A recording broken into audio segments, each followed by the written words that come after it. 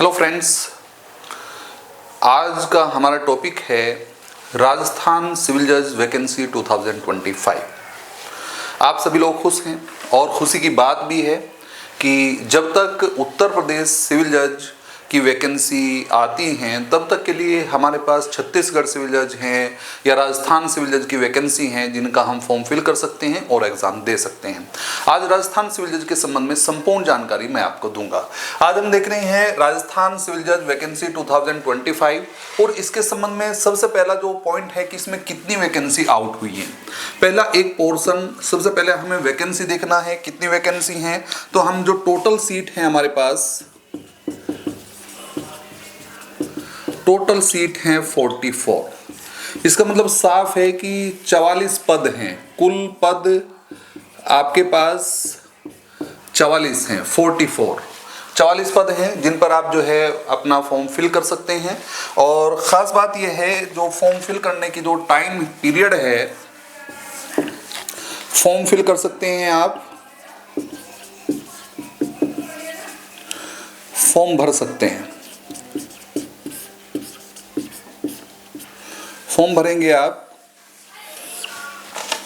जो भरे स्टार्ट हो चुके हैं 1 मार्च 2025। यहां से तो आपका स्टार्ट हुआ है, ये स्टार्ट की डेट है, स्टार्ट, और टिल 30 मार्च 2025।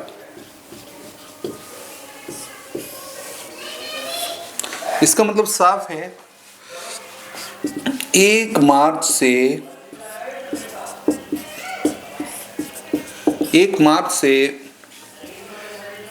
30 मार्च तक इसके फॉर्म भरे जाएंगे। इसके फॉर्म भर सकते हैं। खास बात जो सबसे अच्छी बात है वो क्या है, वो बात ये है कि देखिए जो सिविल जज का फॉर्म आप भरते हैं वो नॉर्मली जो एलएलबी पास आउट लोग हैं उन्हें जो है यहाँ पर एलिजिबल माना जाता है सभी जगह। लेकिन राजस्थान के लिए एक बड़ी खुशी उन लोगों के लिए है जो एलएलबी का जो है वो अपियरिंग में हैं, एलएलबी अभी पास आउट नहीं हुए हैं और अपियरिंग में हैं, वो भी लोग यहाँ पर फॉर्म भर सकते हैं। कई बार बहुत सारे बच्चे ऐसे हैं, कुछ स्टूडेंट्स ऐसे हैं जो बहुत अच्छी तैयारी में हैं लेकिन अभी एलएलबी वो पास आउट नहीं हुई है उनकी, इस वजह से वो फॉर्म फिल नहीं कर सकते। तो राजस्थान सिविल जज के लिए आप जो है फॉर्म भर सकते हैं, दोनों लोग, है ना। नंबर 1 जो एलएलबी पास आउट हैं, है ना, जो एलएलबी कर चुके, ये भी फॉर्म भर सकते हैं। और दूसरा हु इज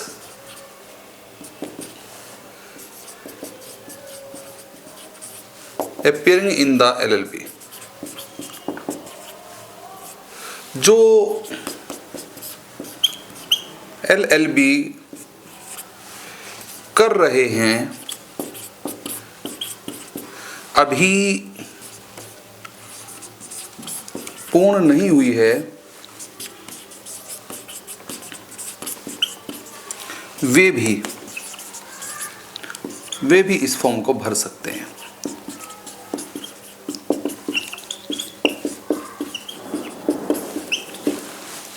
एक बात, इसका मतलब साफ है, कुल मिला के बात यह है कि जो हमारी राजस्थान की वैकेंसी हैं, कुल सीट आपके पास 44 हैं और फॉर्म जो फिल करने की डेट है, फॉर्म भरे जाने स्टार्ट हो गए हैं। आप लोग जो है वो साइबर कैफे से या जिस प्रकार से आप जो है नेट अगर आप जो है वो चलाते हैं, आप जानते हैं, तो उसके माध्यम से आप जो है 1 मार्च से फॉर्म फिल किए जाने स्टार्ट हो चुके हैं। इसका मतलब फॉर्म भरे जा रहे हैं और ये 30 मार्च तक चलेंगे। इसका मतलब अभी आपके पास समय है, तो सभी लोग, जितने भी लोग एलएलबी कर चुके हैं और जो एलएलबी कर रहे हैं, दोनों लोग इसे फॉर्म को फिल कर सकते हैं क्योंकि 1 मार्च से 30 मार्च तक फॉर्म भरे जाएंगे। और दूसरी बात ये है कि एलएलबी पास कर चुके वो लोग भी, जो एलएलबी अपियरिंग में हैं, जो अभी एलएलबी कर रहे हैं, वो लोग भी इस फॉर्म को फिल कर सकते हैं। तो ये एक बहुत जो है इंपॉर्टेंट बात है कि इसमें जो है सभी लोग जो है फॉर्म फिल करें। ये जो है कंफ्यूजन नहीं है कि भाई केवल एलएलबी पास आउट ही भरेंगे, जो अपियरिंग में है वो लोग भी फॉर्म फिल कर सकते हैं।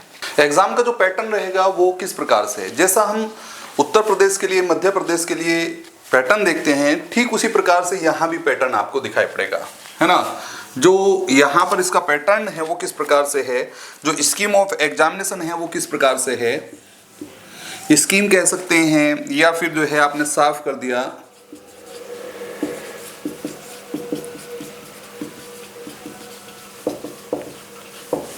या फॉर्मेट ऑफ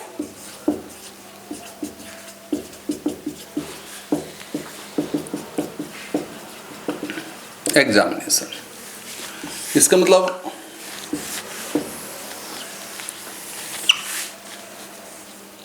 परीक्षा का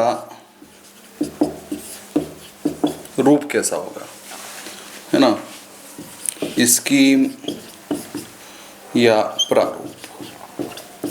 यहाँ पर हम जानते हैं कि देखिए तीन प्रकार से जो है वो तीन स्टेप नॉर्मली हर एक रूप में हम देख रहे हैं। उत्तर प्रदेश का आप सिविल जज का एग्जाम देते हैं तो वहाँ भी आपको एक प्रीलिम्स का एग्जाम होता है, फिर उसके बाद प्रीलिम्स आप क्रैक करते हैं तो फिर उसके बाद मेंस का एग्जाम होता है, फिर आप जो है मेंस को जो है क्रैक कर लेते हैं तो उसके बाद इंटरव्यू होता है। तो ठीक उसी प्रकार से यहाँ भी आपके पास जो है वो एक प्रीलिम्स है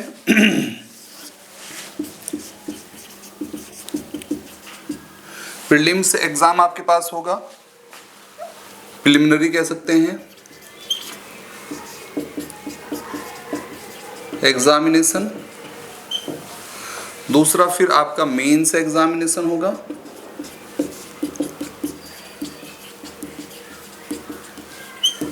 और तीसरा आपका इंटरव्यू होगा। ये आपका, इसका मतलब जो है प्रारंभिक परीक्षा आपकी होनी है,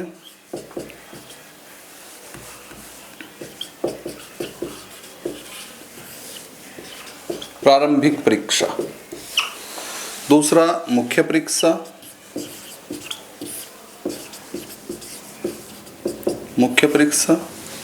और फिर आपका इंटरव्यू, है ना, इंटरव्यू, साक्षात्कार। ये आपका पोर्शन होना है। तो स्कीम जो हम देख रहे हैं एग्जाम की, वो हम तीन रूपों में देख रहे हैं। नंबर 1, नंबर 2 और नंबर 3। ये पोर्शन था हमारा प्रीलिम्स वाला।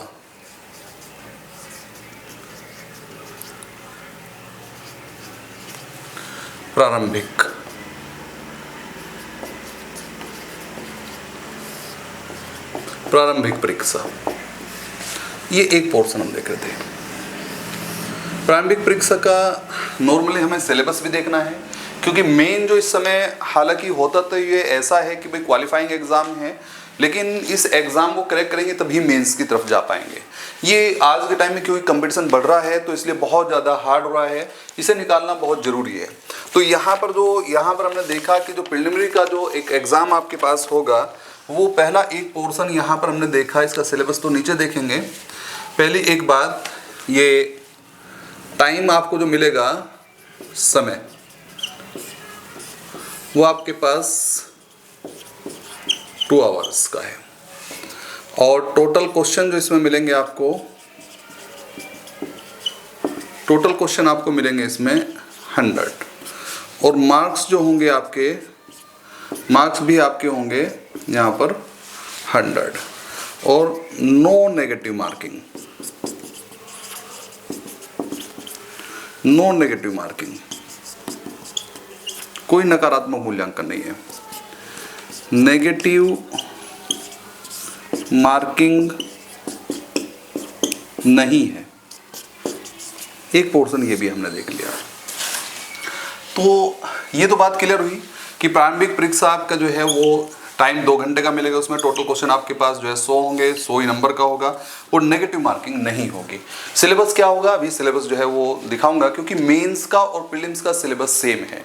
यहाँ पर ऐसा नहीं है कि प्रीलिम्स के लिए अलग से सिलेबस रखा जाए, मेंस के लिए जो फर्स्ट और सेकंड पेपर का जो प्रीलिम्स मेंस का जो सिलेबस है वही प्रीलिम्स का भी सिलेबस है, वो हम अभी देखेंगे। उसके बाद जो है हम देख रहे हैं यहाँ पर मेंस वाला पोर्शन, एक मेंस का आपका एग्जाम होगा और उसे हम देखेंगे। ये आपका मार्क्स हमने देख लिया 100 नंबर का था। उसके बाद मेंस एग्जाम, मेंस एग्जाम मुख्य परीक्षा, राजस्थान सिविल जज की बात हम कर रहे हैं। और पहली एक बात यहाँ पर लॉ फर्स्ट पेपर, ठीक है, और ये 100 मार्क्स 100 मार्क्स का होगा। दूसरी बात लॉ का सेकंड पेपर, ये भी है आपका 100 मार्क्स का है ना। लॉ फर्स्ट लॉ सेकंड, इसका मतलब लॉ के 2 पेपर हमारे पास होंगे, है ना। एक जो है वो ये आपका होगा 100 नंबर का, फिर दूसरा जो पेपर होगा वो भी आपका होगा 100 नंबर का। तो अब कुल मिला के लॉ का पोर्शन हुआ कितने का, यहाँ पर पोर्शन हुआ 200 नंबर का। उसके बाद लैंग्वेज है, तीसरा पेपर है लैंग्वेज, और लैंग्वेज में सबसे पहले जो है वो आप देखेंगे हिंदी एसए फर्स्ट पेपर जो होगा वो हिंदी का होगा और हिंदी एसए इसमें हम देखेंगे, ये आपका होगा 50 मार्क्स का, है ना। इसमें आप कहेंगे हिंदी निबंध, हिंदी निबंध हमें देखना है इसमें, ये 50 नंबर का है। और 4th नंबर पे फिर से लैंग्वेज का पेपर होगा, लैंग्वेज ये सेकंड पेपर है और ये होगा इंग्लिश एस्से,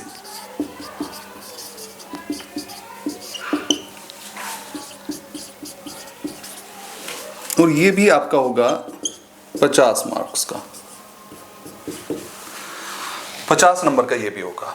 तो टोटल नंबर जो मेंस के हुए, टोटल मेंस मार्क्स कितने हुए वो आपने साफ कर दिया, 100 प्लस 100 प्लस 50 50 और प्लस 50 बराबर कितना हुआ 300 मार्क्स, 300 मार्क्स, 300 नंबर का टोटल जो मेंस होगा वो आपका 300 नंबर का होगा। तो इस तरीके से जो है ये आपका पोर्शन हुआ मेंस एग्जाम। जो थर्ड स्टेप होता है, जिसे हर एक जगह स्टेप है, जो हम जाते हैं यूपी में जाते हैं तो वहाँ भी प्री है, मेंस है, फिर इंटरव्यू है, उसी प्रकार से राजस्थान में भी आपके पास है। तो यहाँ पर थर्ड स्टेप है आपके पास इंटरव्यू का, ये है इंटरव्यू, साक्षात्कार जिसे आप कहते हैं। और ये आपने साफ कर दिया, जो साक्षात्कार होगा ये यहाँ पर केवल जो है वो 35 मार्क्स होगा, टोटल मार्क्स 35, कुल 35 नंबर का।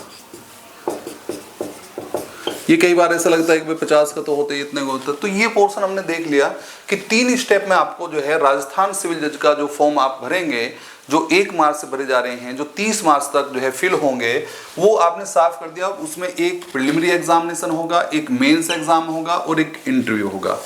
नॉर्मली मेंस में तो हमें देखने को मिल रहा है कि 2 लाख के पेपर हैं और फिर थोड़ा सा आसान दिखाई पड़ रहा है कि केवल एसए लिखना है इंग्लिश में और हिंदी में भी एक एसए लिखना है, तो 50-50 नंबर का पोर्शन है, तो थोड़ा सा मेंस का पोर्शन आसान दिखाई पड़ रहा है। लेकिन जो प्रीलिम्स वाला पोर्शन है ये थोड़ा सा इस लिहाज से तो आसान है क्योंकि इसमें नेगेटिव मार्किंग नहीं है और 2 घंटे का पेपर है, 100 क्वेश्चन है, इसका मतलब एक क्वेश्चन 1 नंबर का है, तो कुल मिला के जो है 100 नंबर का जो है प्रीलिम्स होगा। उसके बाद जो इंटरव्यू, अगर आप प्री निकालते हैं तो आप मेंस की तरफ जाएंगे और मेंस अगर निकालते हैं तो फिर आप इंटरव्यू की तरफ जाएंगे। और इंटरव्यू जो होगा वो आपका जो है आपने साफ कर दिया कि 35 नंबर का होगा और इंटरव्यू तो जो है वो क्रैक करना थोड़ा आसान होता है। अगर आप मेंस अच्छे से निकाल लेते हैं तो फिर इंटरव्यू को क्रैक करना आसान होता है क्योंकि नॉलेज आपकी चेक हो चुकी होती है। ये पोर्शन हम देखते हैं। अभी देखते हैं इसका सिलेबस क्या है। देखिए यहां पर हम जो देखेंगे वो सिलेबस देखेंगे, है ना। सिलेबस क्या है, सिलेबस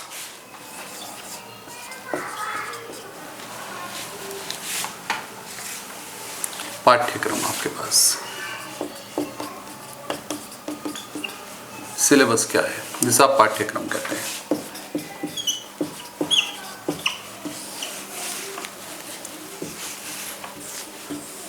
मेनली तो यहां पर जो सिलेबस दिया है वो मेंस का दिया है। लॉ का जो फर्स्ट पेपर है, सेकंड पेपर है, उनका सिलेबस दे दिया गया है और ये कहा है कि वही सारा सिलेबस होगा जो मेंस वाला है वो प्रीलिम्स में होगा। तो कुल मिला के बात ये है कि हमारे पास जो यहाँ पर रहेगा सिलेबस को 2 पार्ट में हम डिवाइड करते हैं प्रीलिम्स के हिसाब से, है ना। ये पूरा हम प्रीलिम्स देख ले हैं। प्रीलिम्स प्रारंभिक परीक्षा के लिए देख रहे हैं क्योंकि मेंस के साथ हमें पहले प्रारंभिक परीक्षा देखनी है। तो एक तो पोर्शन हमारे पास है लॉ के सब्जेक्ट्स, लॉ सब्जेक्ट, है ना, विधि विषय। और दूसरा जो आपके पास है वो है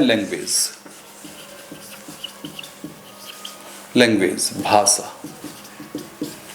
भाषा में आपके पास हिंदी, इंग्लिश,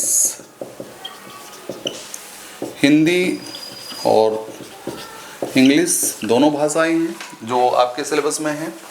और जो लॉ के सब्जेक्ट हैं वो हमें बढ़िया तरीके से देखने हैं। नॉर्मली जो 75 मार्क्स का जो पोर्शन है वो सब्जेक्ट्स का है, लॉ का है।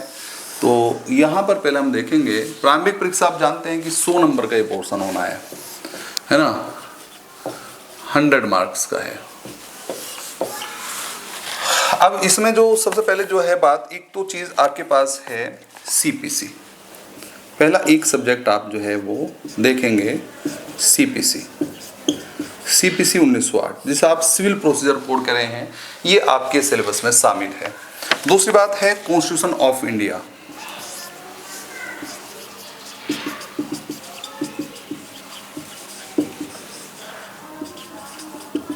कॉन्स्टिट्यूशन ऑफ इंडिया इसका मतलब भारत का संविधान। तीसरी बात आपके पास है जो हम देख रहे हैं contract act, Indian contract act 1872।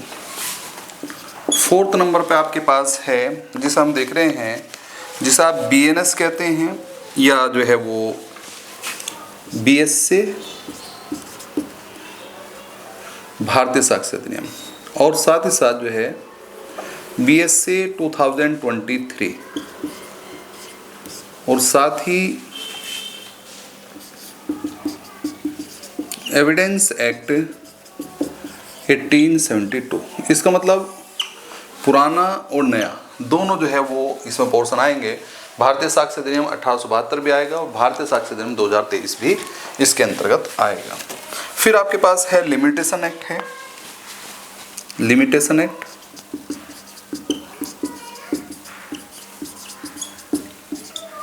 परिसीमा अधिनियम, लिमिटेशन एक्ट 1963।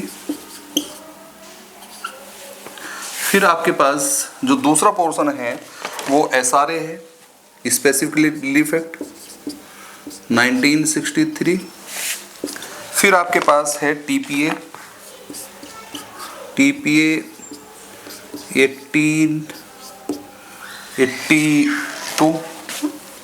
1882 और फिर आपके पास है जो हम देखते हैं interpretation of status statutes, interpretation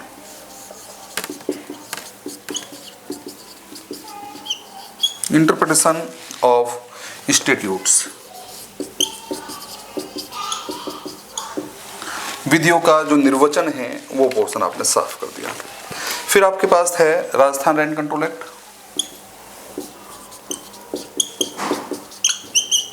Rajasthan rent control act, Rajasthan rent control act 2011 local law है ये, है ना, ये लोकल लॉ है वहाँ का, स्थानीय विधि। और उसके बाद फिर हम देख रहे हैं नेक्स्ट पोर्शन पे, ये कितने हुए, 4 था यहाँ पर, 5 6 7 8 9। उसके बाद फिर हम देख रहे हैं जो यहाँ पर देखते हैं हिंदू लॉ है, हिंदू लॉ, हिंदू विधि। हिंदू विधि में वो 4 के 4 act, Hindu marriage act, Hindu succession act, है ना, Hindu marriage act, Hindu succession act, Hindu adoption and maintenance act,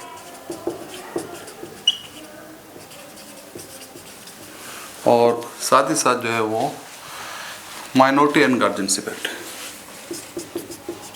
Hindu and guardianship. ये सब के सब जो है, ये बात हम देख रहे हैं, ये सब अधिनियम जो है वो इसके अंतर्गत आपके शामिल रहेंगे। इसका मतलब हिंदू लॉ के अंतर्गत चारों एक्ट आते ही हैं, तो वो चारों के चारों एक्ट यहाँ पर शामिल किए गए हैं, पूरे के पूरे एक्ट जो है यहाँ शामिल हैं। फिर आपने साफ कर दिया। नेक्स्ट है राजस्थान कोर्ट फीस एक्ट है,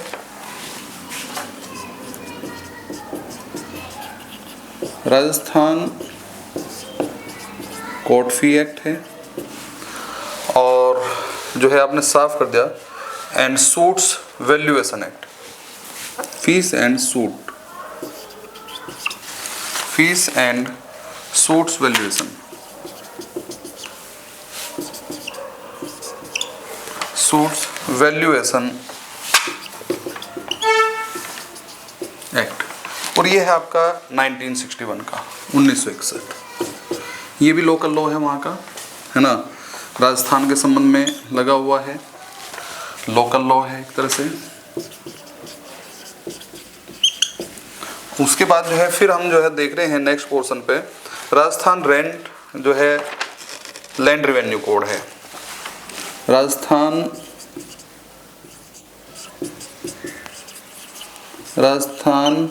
land revenue act, Rajasthan land जो है वो रेवेन्यू एक्ट 1956 है, 1956। ये भी लोकल एक्ट है, लोकल एक्ट। फिर हम दूसरे पोर्शन पर देख रहे हैं, राजस्थान के बाद जो है फिर पार्टनरशिप एक्ट है 1932, पार्टनरशिप एक्ट 1932, और उसके बाद जो है फिर आपने sales of goods act,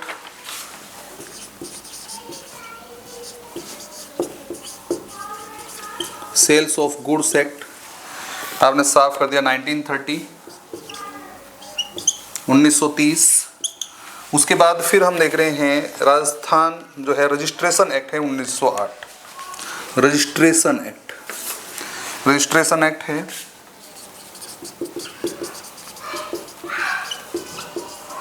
registration act है 1908 का, 1908 का। उसके बाद फिर मुस्लिम लॉ है, मुस्लिम लॉ है, और उसके बाद जो है ऑर्डर, जजमेंट, राइटिंग, वो तो प्रीलिम्स में पूरा पोर्शन आने का नहीं, तो ये प्रीलिम्स के लिए हम देख रहे हैं। ये जो पूरा खंड है हमारा, ये नॉर्मली यहाँ पर अगर हम मेंस के साथ देखेंगे तो ये फर्स्ट पेपर के साथ आएगा, लेकिन प्रीलिम्स में ये पूरा पोर्शन आएगा। तो 9 था, इधर 10 ले लें, 11, 12, 13, 14, 15 और 16। इसके साथ एक BSc यहाँ भी जोड़ दिया हमने। उसके बाद जो है जो दूसरा पोर्शन है, जो एक्ट हमने देख लिया अभी, उसके बाद जो है बाकी के एक्ट फिर और देख रहे हैं, क्योंकि अभी बात समाप्त नहीं हुई है। प्रीलिम्स में क्योंकि सारा पोर्शन आएगा, ये अभी तक का जो पोर्शन था 16 एक्ट हम देख चुके हैं। 17वां जो है फिर हम देख रहे हैं यहाँ पर, जिसे हम देख रहे हैं BNSS, है ना, BNSS 2023 और CRPC 1973। इन्हें दोनों को एक भी मान सकते हैं, क्योंकि हैं तो दोनों नए और पुराने। अभी तक ये कन्फ्यूजन चल रहा था, किसी ने नए लगाए हैं, जो छत्तीसगढ़ ने नए वाले लगाए हैं, BNS, BSc, है ना, BNSS, लेकिन यहाँ पर इन्होंने नए और पुराने दोनों, है ना, दोनों को लगाया है। एविडेंस में भी हम देख चुके थे, है ना, BSc को हम देख ही चुके हैं। दूसरा फिर आपने एक BNS 2023 भारतीय न्याय संहिता जिसे आप कह रहे हैं, और IPC 1860 1860, है ना, दो एक साथ आप इन्हें कह सकते हैं। उसके बाद जो है फिर आप जो है juvenile justice act, juvenile justice,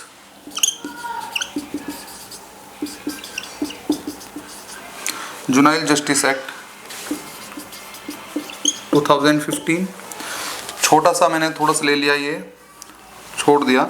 juvenile justice care and protection of children, है ना, जुनाइल जस्टिस जो है वो care and protection act of children act 2015 इसका नाम है, जो हमने ले लिया। और उसके बाद फिर हमने जो है लिया NI act,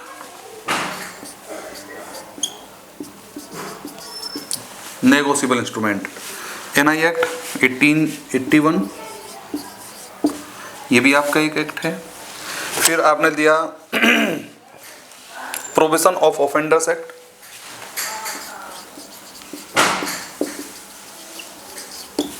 provision of offenders act 1958,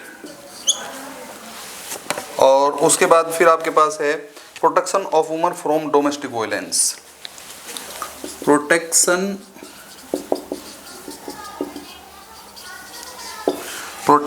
of women from domestic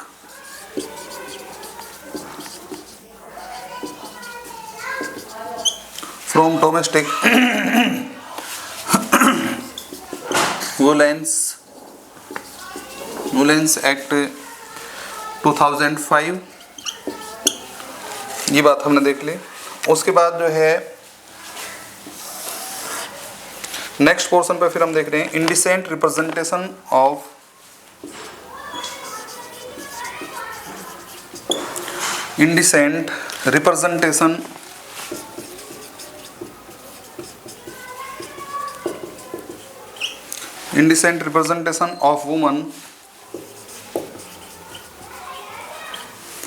woman act आपने साफ कर दिया 1986। उसके बाद फिर हमने देख लिया POCSO act,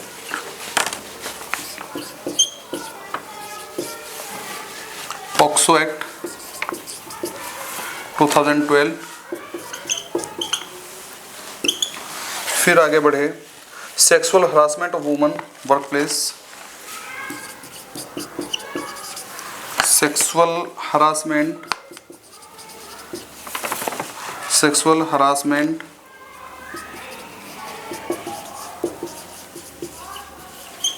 of women at work place,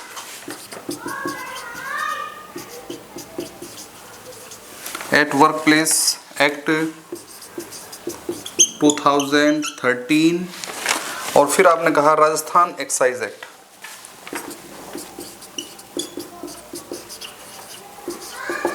Rajasthan excise act 1950 local है, लोकल लॉ है। उसके बाद जो है आईटी एक्ट भी है, आईटी एक्ट 2000। और फिर हमने देख लिया जो है framing of charge and judgement, इसकी ज़रूरत ही नहीं हमें। 16 था वहाँ, 17 मेरे ख्याल से, क्योंकि वहाँ भी हमने बीएससी और उसे अलग अलग लिया था। उसके बाद यहाँ पर 18, 19, 20, 21, 22, 23, 24, 25, 26, 27, 28, 29 और 30। जो जजमेंट राइटिंग है, फ्रेमिंग ऑफ चार्ज और जजमेंट राइटिंग, वो वाला पोर्शन हमने छोड़ दिया। कुल मिला के अगर उन्हें भी जोड़ेंगे तो मेंस का पूरा पोर्शन हो जाएगा, क्योंकि यहाँ पर ये हमने प्रीलिम्स के लिए देखा है। प्रीलिम्स के लिए हमने इस बात को देख लिया, ये सारे के सारे सब्जेक्ट आपको बढ़िया तरीके से जो है तैयार करने पड़ेंगे, क्योंकि यहाँ पर प्रीलिम्स के लिए अलग से सिलेबस नहीं है। जो लॉ का फर्स्ट पेपर है, जो उसका जो है सिलेबस है, वही जो है वो एक तरह से आपने साफ कर दिया, वही सिलेबस जो है वो प्रीलिम्स में है। जो लॉ का फर्स्ट पेपर, सेकंड पेपर दोनों को मिला के प्रीलिम्स में आएगा। तो पहला जो पोर्शन हमने देखा है, जो हमने पहला खंड देखा, उसके साथ हम देख रहे हैं कि देखिए यहाँ पर जो है कौन कौन सा सिलेबस आपके पास रहेगा, वो हमने दोनों चीज़ें देख ली। फर्स्ट पेपर में जो थे वो भी हमने देख लिया। एक तो हमें तैयार करना है वो जिसे आप कह रहे हैं सीपीसी, दूसरा हमें कॉन्स्टिट्यूशन ऑफ इंडिया को तैयार करना है, तीसरा कॉन्ट्रैक्ट एक्ट को तैयार करना है, फिर जो है जिसे आप कहते हैं बीएससी, भारतीय साक्ष्य अधिनियम को तैयार करना है, जो है एविडेंस एक्ट 1872 को भी तैयार करना है, लिमिटेशन एक्ट को भी तैयार करना है, एसआरए को भी तैयार करना है, टीपीए जो है 1882 जिसे आप जो है संपत्ति अंतरण अधिनियम कहते हैं वो भी तैयार करना है, इंटरप्रिटेशन ऑफ स्टैट्यूट्स भी तैयार करना है, राजस्थान रैंड कंट्रोल एक्ट 2001 को भी तैयार करना है, हिंदू लॉ के सारे जो 4 एक्ट हैं वो सब तैयार करने हैं, Rajasthan court fees and suits valuation act जो है 1961 लगा हुआ है, ये भी हमें तैयार करना है, राजस्थान लैंड रेवेन्यू एक्ट जो है 1956 ये भी तैयार करना है, और जो है पार्टनरशिप एक्ट जो है 1932 ये भी तैयार करना है, सेल्स ऑफ गुड्स एक्ट 1930 भी तैयार करना है, राजस्थान जो है रजिस्ट्रेशन एक्ट जो है जो 1908 है ये भी तैयार करना है, और मुस्लिम लॉ के अंतर्गत सक्सेशन है, मैरिज है, डाइवोर्स है, मेंटेनेंस है, अडॉप्शन है, ये पूरा तैयार करना है। उसके बाद जो है फिर नेक्स्ट पोर्शन में जो सेकंड पेपर के साथ जो सिलेबस रखा है वो सारा ये सिलेबस, जिसमें बीएनएसएस, सीआरपीसी, बीएनएस जो है 2023, IPC, juvenile justice act 2015, NI act जो है नेगोशिएबल इंस्ट्रूमेंट एक्ट जो है, probation of offenders act 1958, protection of women from domestic violence act 2005, indecent representation of women act 1986, POCSO act 2012, sexual harassment of women at work place जो है act 2013, और Rajasthan excise act 1950 और IT act 2000। ये सब जो mains में आएगा वो आपका प्रीलिम्स में भी आएगा। बस मेंस का जो सिलेबस है उसमें जो है जजमेंट राइटिंग और जुड़ जाएगा और जो है चार्ज फ्रेमिंग और जुड़ जाएगा, बाकी सब सेम सिलेबस रहेगा जो है प्रीलिम्स में और मेंस में। ये लॉ का आपका पूरा सिलेबस था। हिंदी और इंग्लिश का सिलेबस अलग से लगा हुआ है जो आप जो है उसमें देख सकते हैं, जिसमें जो है शब्द रचना है, शब्द प्रकार है, विन्यास है, वो पूरा पोर्शन जो है उसमें देखा जा सकता है। तो अब हमने जो देख लिया है वो पूरा लॉ का सिलेबस देख लिया है, और ये हमने देख लिया है कि जो लॉ का, प्रीलिम्स का, मेंस का दोनों का सिलेबस जो है वो इक्वल रहेगा, और उसके साथ साथ जो है जब हम प्रीलिम्स निकालेंगे तब हम मेंस की तरफ जाएंगे। तो अब सबसे पहला काम आपका ये है कि जो आपके पास जो है राजस्थान सिविल जज की जो वैकेंसी है ये हम देख रहे हैं। हमने देख लिया वैकेंसी तो है टोटल मिला के, आपने देखा 44 है ना। एक तो बात ये ध्यान में रखनी है, और फिल करने की दिनांक 1 मार्च से प्रारंभ हो गए, प्रारंभ हो चुके हैं। 30 मार्च तक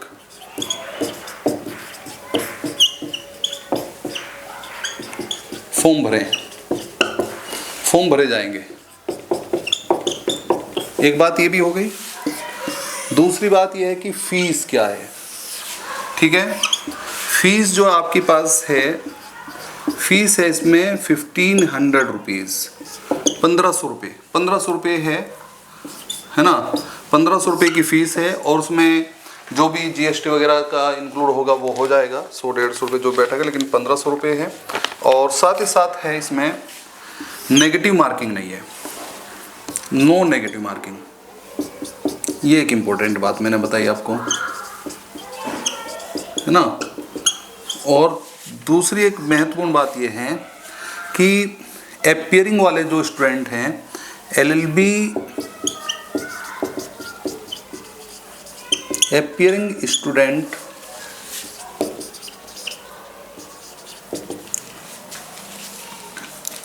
ऑल्सो एलिजिबल,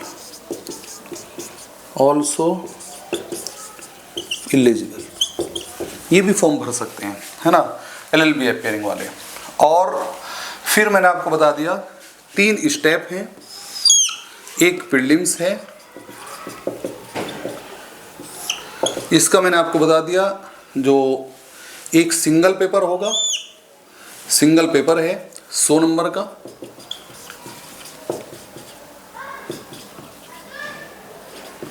$100 मार्क्स, और इसके लिए आपको 2 आवर्स मिलेंगे, 2 आवर्स का टाइम। मेंस का मैंने बता दिया आपको, मेंस में आपके 4 पेपर होंगे, लॉ फर्स्ट,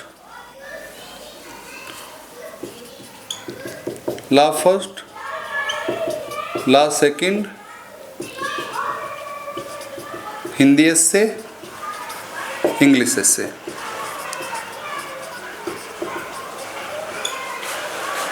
सौ नंबर का है, 100 नंबर का है, 50-50।